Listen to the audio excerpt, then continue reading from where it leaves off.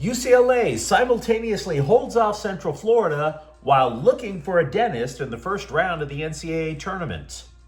The cuts are getting even more difficult for the Dodger pitching staff, and after 2 years of relentless, shameless clout chasing, it's time for us to finally say something nice about Kelly Stafford. Good morning. I'm James. And this is your daily dose of sports and snark for the greatest sports city in the world, Los Angeles. This is the faithful Angelenos Morning Report. It is March 21st, 2026. Welcome back to the home office. Do you like being in the know about LA sports? Well, if you do, clickety-clack the like button. Clickety-clack the subscribe button. There's a notification bell. Hit that. It'll let you know when we drop an update. Sharing is caring. Let people know we exist. And by all means, comment. Now, before we go to the news, we have an expanded look at the scoreboard because of what happened last night out in Philly. UCLA 75, Central Florida 71. The Bruins advance to face UConn at 5:45 p.m. Sunday in the second round of the NCAA tournament. Eric Daly scored 20 points, and the Bruins live another day despite Tyler Bilodeau being a last-minute scratch due to his tricked-out knee. I don't want to say the Bruins survived the first round, but I do want to say that yesterday I warned you guys.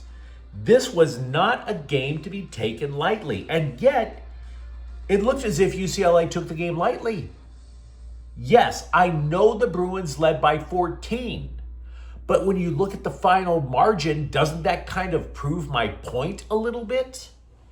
I'm not trying to say this to clown UCLA. Close it out, fellas. Close it out. Because here's how awkward the night went. The scribes couldn't stop talking about what I'm about to tell you. The analysts couldn't stop talking about what I'm about to tell you. But the moment that typified how strange this night was going for UCLA was this. Sky Clark gets his mouth busted open, tooth fractures, people are looking for the broken tooth, and he starts cheesing for the cameras. Cheesing. Dude, I appreciate the toughness. I played hockey when I was a kid. I looked like Drew Doughty with acne throughout my teenage years. I know what it's like to lose teeth. But don't look at the cameras. Look at the scoreboard. That game was close. Could you guys take this a little bit more seriously? Yesterday, I was telling you guys, if Bilodeau isn't on the court, it's not going to be a blowout. It's going to be a dogfight. And it was. Now, understand, it very much looked like for the majority of the game that UCLA was pretty much just holding off little brother, right?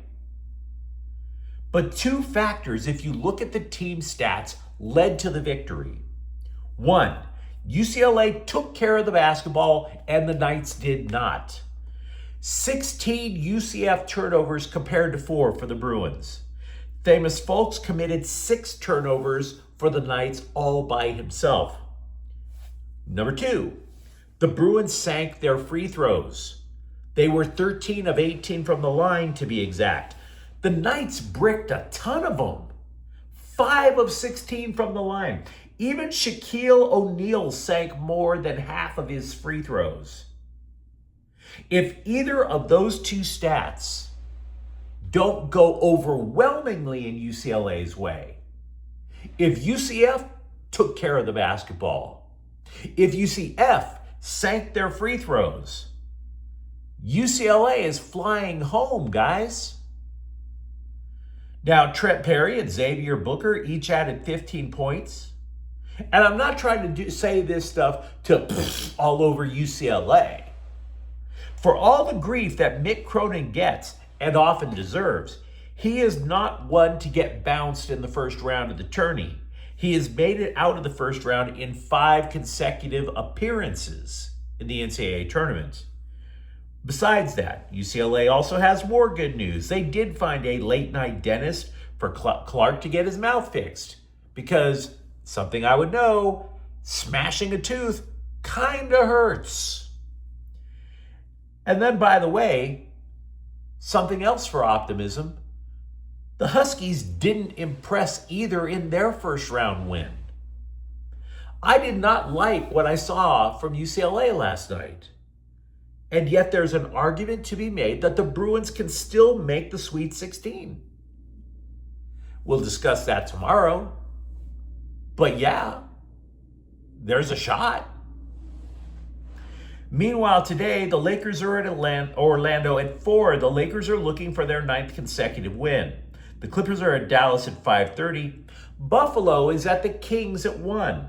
LAFC travels to Austin. That game kicks off at 5:45. And Angel City FC is at Bay FC at 5:45. So with that out of the way, let's talk news. Let's talk Dodger baseball. How crazy is the competition to join the Dodger pitching staff? What sacrifices are these guys willing to make? Consider the story of River Ryan.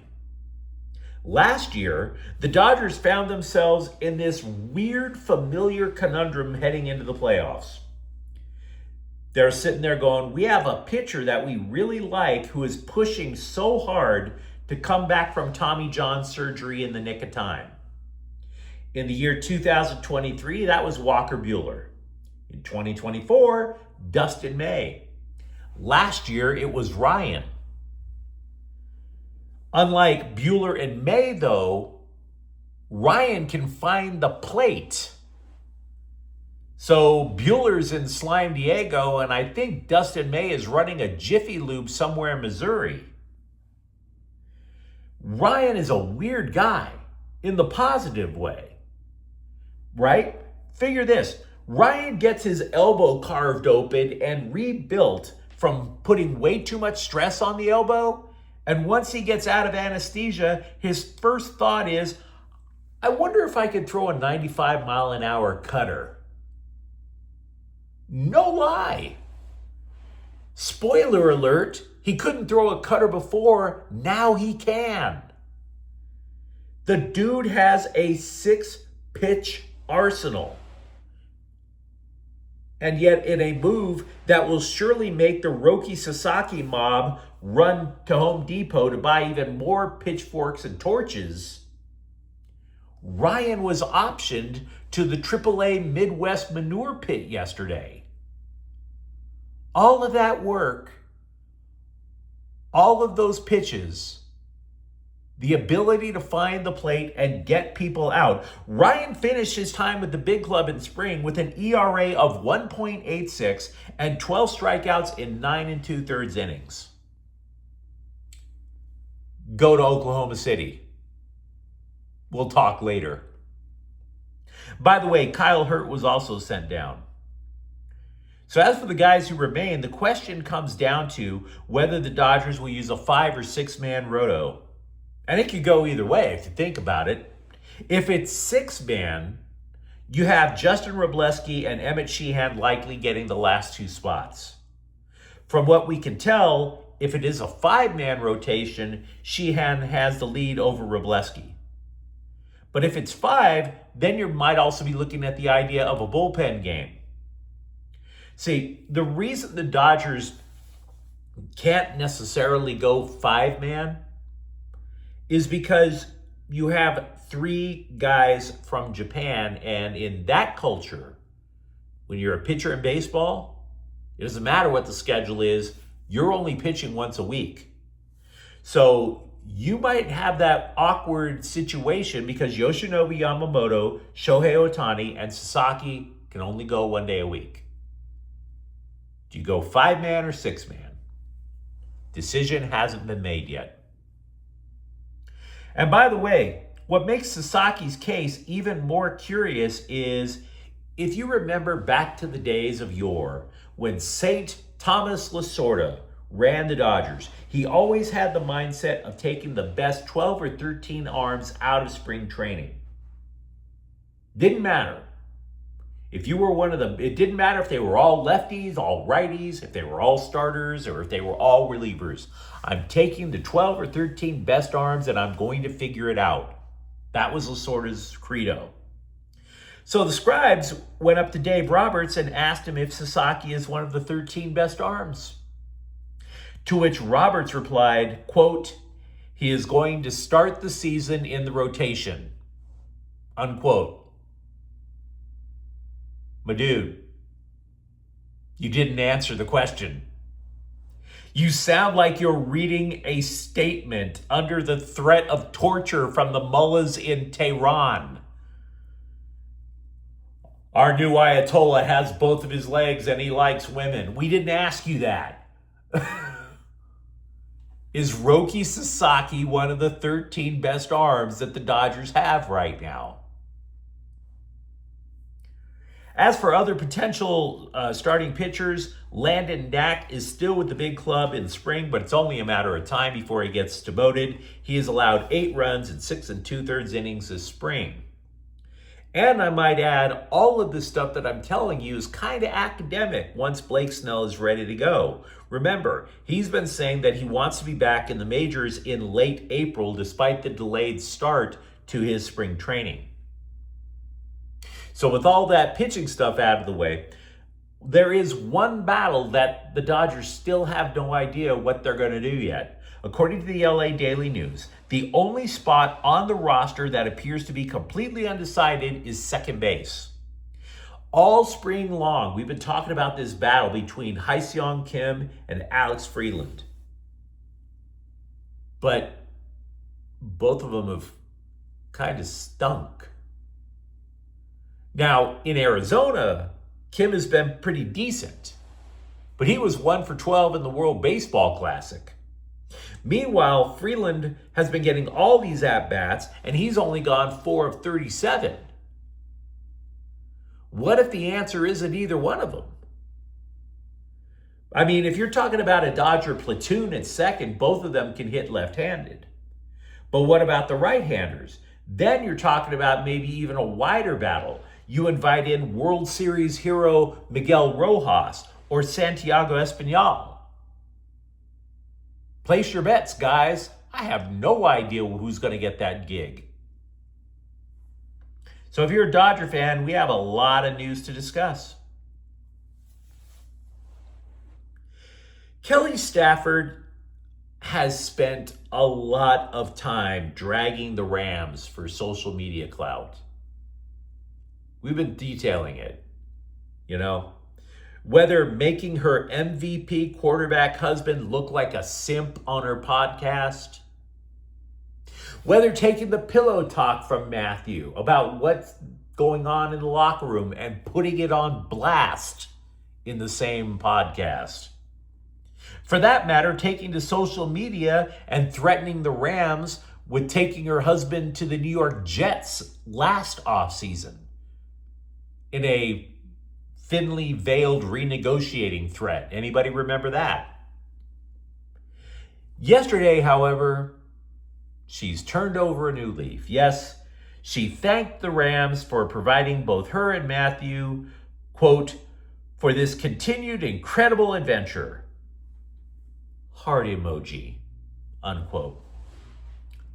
5 years of Matthew Stafford leading the Rams to one comeback victory after another, and we have to put up with the wife. So be it, because she wasn't a manipulative jerk this time. So I would like to encourage that kind of behavior. I would like to thank Kelly Stafford. Ms. Stafford, on behalf of all of us Rams fans, thank you for not being Taylor Frankie Paul. Kudos. Thank you for not throwing a chair at your husband, your baby daddy, with your toddler kids in the room. We got that going for us. Thank you. But you let me know what you think in the comments thread. Talk to me about what you saw from UCLA yesterday, or for that matter, who do you want in the Dodger pitching staff or at second base? And if you enjoyed the update, don't forget to subscribe to Faithful Angelenos. We're talking LA sports every single day. Thank you for watching. I'm James, and we'll be back tomorrow. Faithful Angelenos is a Kian Cortel Queso production. Take care.